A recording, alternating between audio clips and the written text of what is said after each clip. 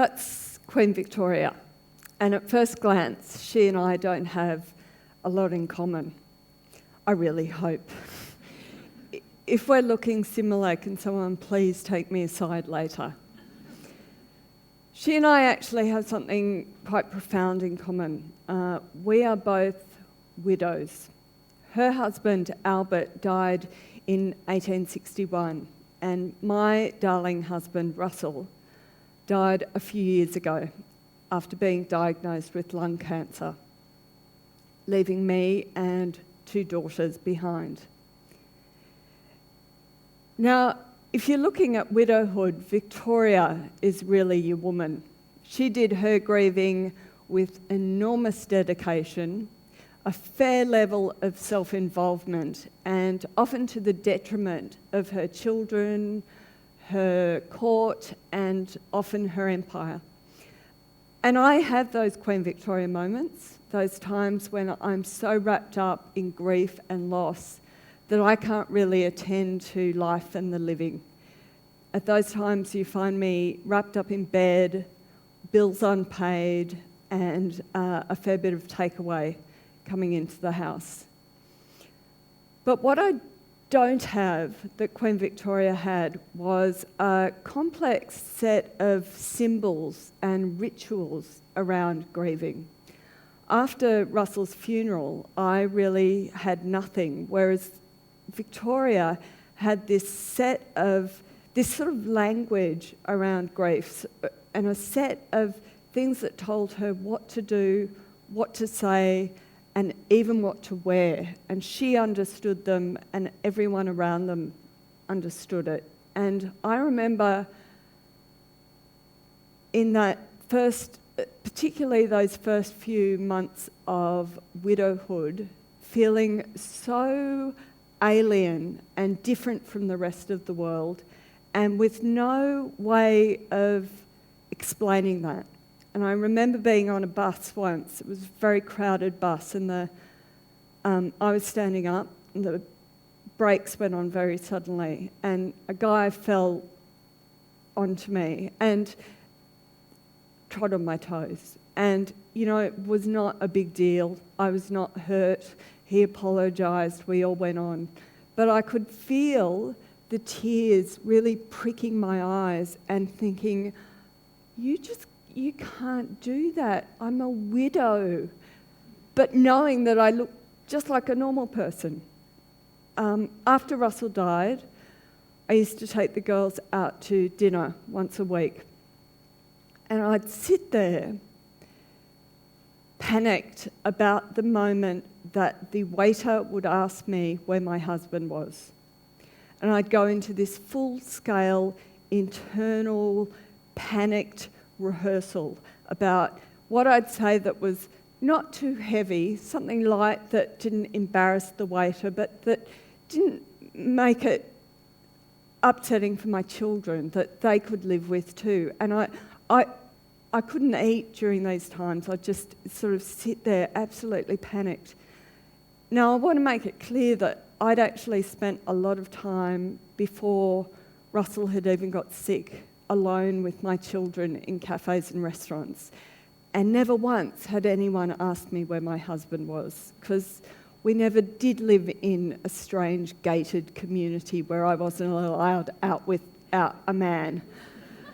But I think that panic was about the embarrassment of grief and about not being able to symbolise for the rest of the world how I was feeling. I wore a lot of black after Russell died, but that was because 3/4 of my wardrobe is black and has been since I was 13 years old. And so I had nothing. Eventually, I went out one day and bought 2 black cats. And that was actually part of my grieving process and the symbols of grief. But no one got it. No one understood that they were part of my grief. And so I didn't feel I could say, Russell died and I got these 2 cats, because that kind of sounded a bit nutty. So again, I was left with no symbols, no language, and with 2 bloody cats. And I don't like cats that much. You know, we look at the Victorian era and we think about repression. We think about that sort of denial of sexual longings and desire. And that's all true. But what they really knew about was grief and death. Victoria had photographs taken of Prince Albert on his deathbed, post-mortem. And those photographs were displayed widely. She also, I read somewhere, she had his hands cast in stone, his dead hands. And when I read that, I felt so envious, because there is nothing I would like than to hold that man's hands again. But, you know, nowadays it's not really a service you can Google. So I think in throwing away those formal rituals, we've kind of lost something about the public articulation of death. You know, we have no way of showing the rest of the world just how bad we feel. And I still find it really difficult. I find meeting new people who don't know my previous life really hard. I don't know when to insert the widowhood thing in. I don't want to do it too soon because it comes off spooky. But if you leave it, if you let it go too long, you can never come back to it. And you know, a friend of mine said, "Why don't you just describe yourself as a single mum?"